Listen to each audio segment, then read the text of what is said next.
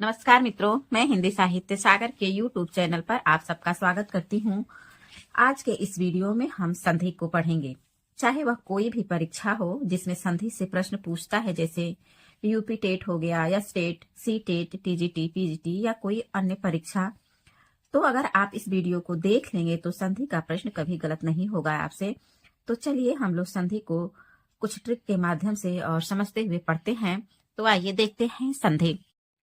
तो जो संधि शब्द है ये संस्कृत भाषा का एक शब्द है जिसका अर्थ जोड़, योग, संयोग या मेल होता है। संधि का अर्थ क्या होता है? तो जोड़, योग, संयोग या मेल होता है। अब संधि की परिभाषा को देखते हैं।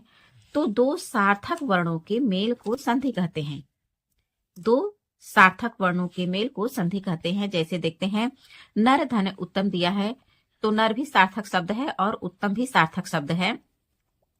और यहाँ पे नर, नर में अ है तो ये अ वर्ण है और उत्तम का ओ भी एक वर्ण है, तो दोनों का योग होकर के ओ हो गया है। तो यहाँ पे इसका नर धन उत्तम का संधि होगा नरोत्तम। संधि के पहले खंड का अंतिम अक्षर प्लस दूसरे खंड का पहला अक्षर को ही संधि कहते हैं। संधि की बारीकियों को समझते हुए अलग करना ही विच्छेद है। संधि का अर्थ होता है जोड़, योग, संयोग अथवा मेल। और संधि विच्छेद क्या है? तो संधि की बारीकियों को समझते हुए अलग करना ही संधि विच्छेद है। नर उत्तम ये जो है ये संधि है और नर धन उत्तम ये उसका विच्छेद है। आगे है, हिंदी में संधि 3 प्रकार की होती है। यहाँ से परीक्षा में सीधे प्रश्न पूछता है कि संधि कितने प्रकार की होती है? तो 3 प्रकार की होती है। कौन कौन सी? तो स्वर संधि, दूसरा व्यंजन संधि और तीसरा विसर्ग संधि। अब हम एक एक करके देखेंगे कि स्वर संधि है क्या और व्यंजन संधि क्या है और विसर्ग संधि क्या है। तो स्वर संधि को देखते हैं कि जहां पर प्रथम पद का अंतिम अक्षर तथा दूसरे खंड का पहला अक्षर दोनों स्वर हो तो वहां स्वर संधि होगा। जैसे महात्मा, तो इसका संधि विच्छेद होगा महाधन आत्मा। तो जो महा है यहाँ पर आ है और आत्मा का आ, दोनों का जब योग हो रहा है आ का, तो आ बन रहा है, तो महाधन आत्मा या महात्मा हो जाएगा। अब व्यंजन संधि क्या है? तो जिन संधि में स्वर व व्यंजन, मुख्यतः व्यंजन दोनों हो तो वहां व्यंजन संधि होगा। जैसे देख लेते हैं, अगर स्वर और व्यंजन है तो वहां पर भी व्यंजन संधि होगा। फिर पूर्व पद व्यंजन है और उत्तर पद स्वर है, तब भी व्यंजन संधि होगा। अगर पूर्व व्यंजन है और उत्तर पद भी व्यंजन है, तब भी यहाँ पर व्यंजन संधि होगा। तो इस संधि में स्वर एवं व्यंजन के मध्य विसर्ग रहने की शर्त है। तो अभी हम लोग देखे हैं कि संधि के कितने भेद हैं? तो 3 भेद हैं। पहला है स्वर संधि, दूसरा व्यंजन संधि और तीसरा है विसर्ग संधि। तो स्वर संधि में हम लोग पढ़े हैं कि जहां पर प्रथम पद का अंतिम अक्षर तथा दूसरे खंड का पहला अक्षर दोनों स्वर हो तो वहां पे क्या होगा? स्वर संधि होगा। और व्यंजन में हम लोग पढ़े हैं कि जिस संधि में स्वर व व्यंजन, मुख्यतः व्यंजन दोनों हो तो वहां पर व्यंजन संधि होगा। और यहाँ पढ़े हैं विसर्ग में कि स्वर एवं व्यंजन के मध्य, यानी स्वर और व्यंजन के बीच में विसर्ग रहने का शर्त है, मतलब विसर्ग रहना जरूरी है। जैसे देखते हैं, अगर स्वर है पूर्व पद और स्वर के बाद विसर्ग आएगा तो वहां पर जो है विसर्ग संधि होगा। फिर व्यंजन और फिर विसर्ग रहेगा तो वहां पर जो है विसर्ग संधि आएगा, या व्यंजन, विसर्ग और स्वर रहेगा तो वहां पर भी विसर्ग संधि आएगा। तो अब हम देखेंगे स्वर संधि। तो स्वर संधि है वह संधि, स्वर संधि दो स्वरों के योग से होने वाले परिवर्तन व संधि को स्वर संधि कहते हैं। स्वर संधि क्या है? तो दो स्वरों के योग से होने वाले परिवर्तन व संधि को स्वर संधि कहते हैं। स्वर संधि 5 प्रकार की होती है। अभी तक तो हम लोग पढ़े हैं संधि कितने प्रकार की होती है? तो 3 प्रकार की होती है। कौन कौन से? तो स्वर संधि, दूसरा व्यंजन संधि और तीसरा विसर्ग संधि। और यहाँ पे हम अब पढ़ेंगे कि स्वर संधि के कितने भेद हैं। तो स्वर संधि के 5 भेद हैं। और कौन कौन से हैं? तो पहला है दीर्घ स्वर संधि, दूसरा है गुण स्वर संधि, तीसरा है वृद्धि स्वर संधि, चौथा है यण स्वर संधि और 5वां है अयादि स्वर संधि।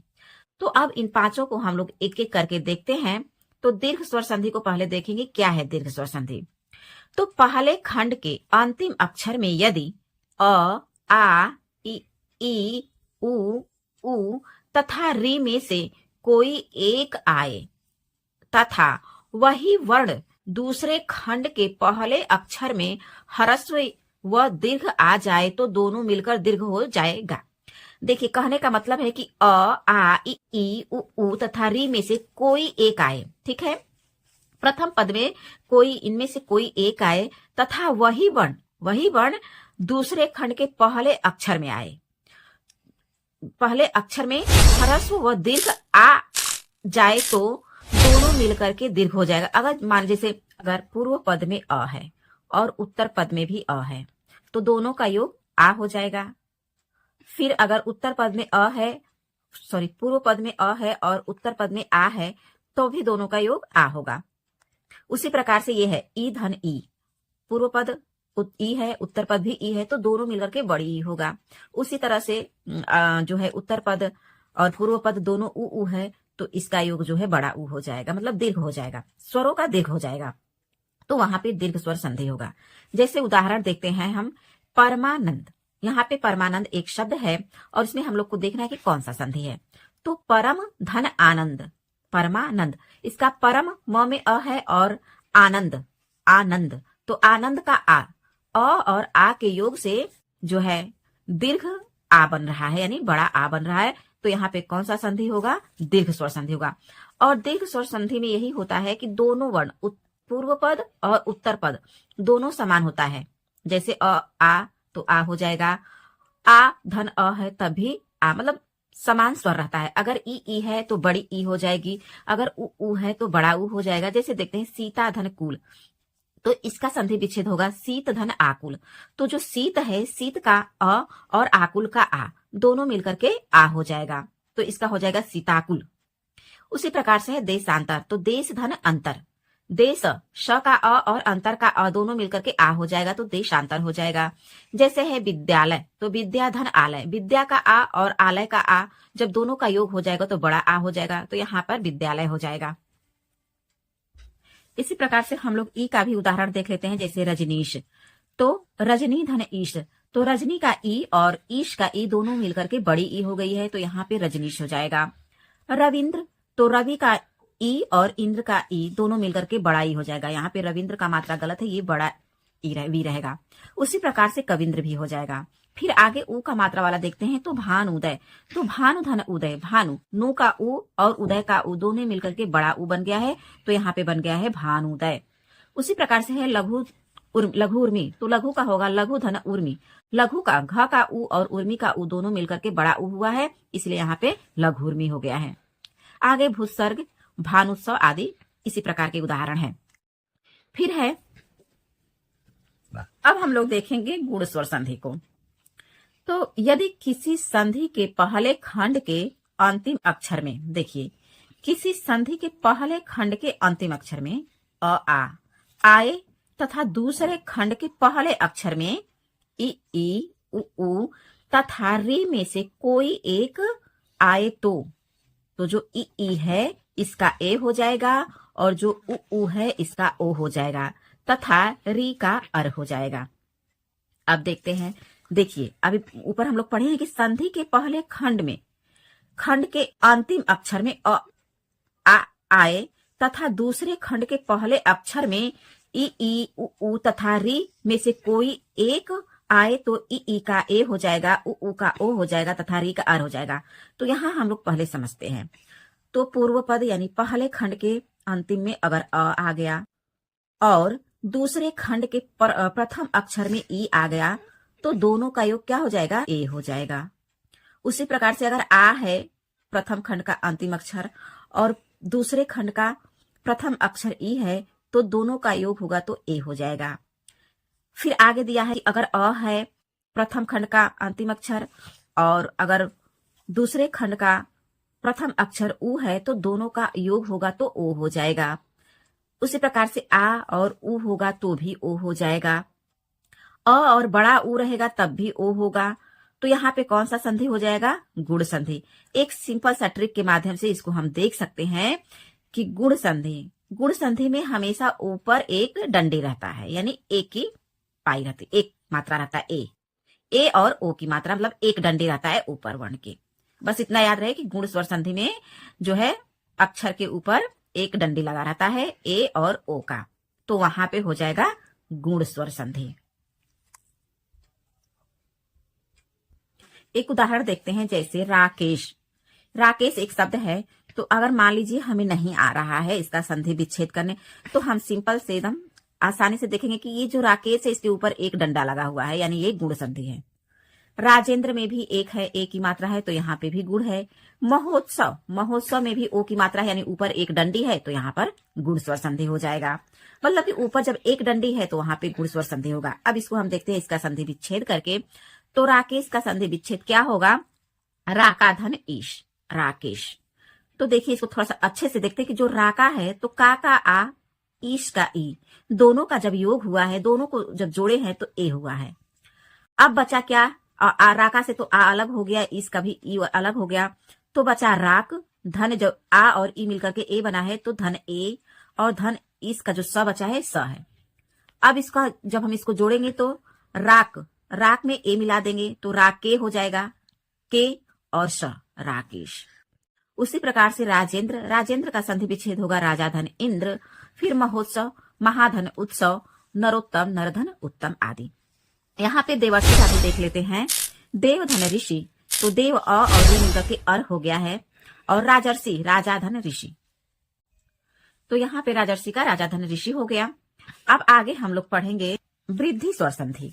तो यदि किसी संधि के पहले खंड का अंतिम अक्षर में अ, आ आए तथा दूसरे खंड के पहले अक्षर में ए, ऐ, ओ, औ में से कोई एक आए तो ए, ऐ का ऐ हो जाएगा, ओ, औ का औ हो जाएगा। अभी हम लोग पीछे गुण संधि को पढ़े हैं कि जिसके ऊपर एक डंडी है वहां पे गुण संधि है। अब वृद्धि संधि का क्या है? उसमें वृद्धि हो जाएगा। अगर एक डंडी है तो उसमें दो डंडी हो जाएगा। ठीक है, ये ट्रिक है। अगर गुण में एक डंडी है तो वृद्धि में दो डंडी हो जाएगा, जैसे ओ आय हो जाएगा और औ हो जाएगा।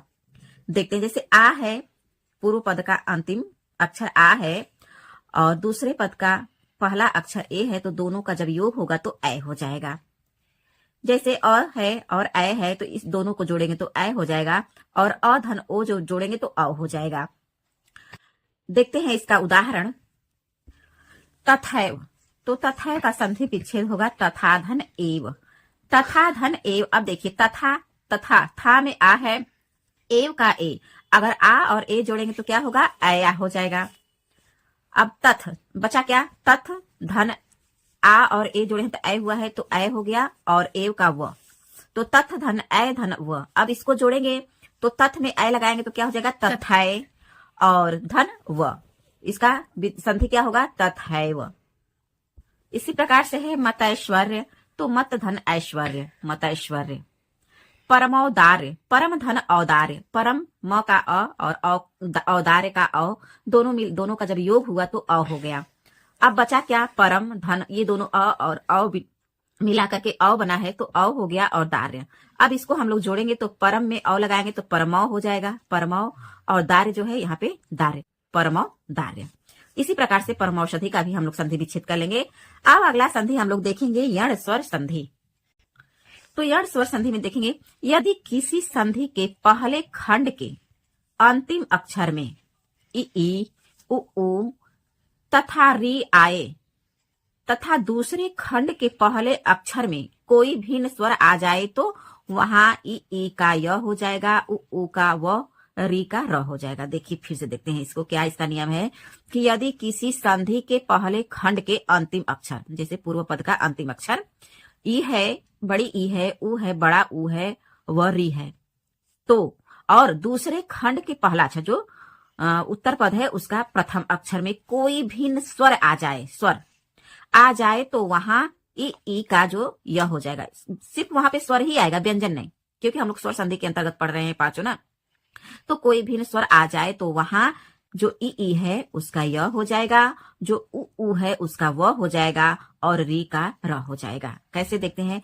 पूर्व पद में ई है, ई धन उ का यू हो जाएगा, ई धन ओ का यू हो जाएगा, ई धन अ का य हो जाएगा, उ धन अ का व हो जाएगा, ऊ धन अ का व हो जाएगा। इसी प्रकार से री है, री धन अ का र हो जाएगा, री धन अ का र हो जाएगा, और री धन ई का री हो जाएगा, री धन ऊ का रू हो जाएगा, री धन ए का रे हो जाएगा, और री धन ओ का रो हो जाएगा।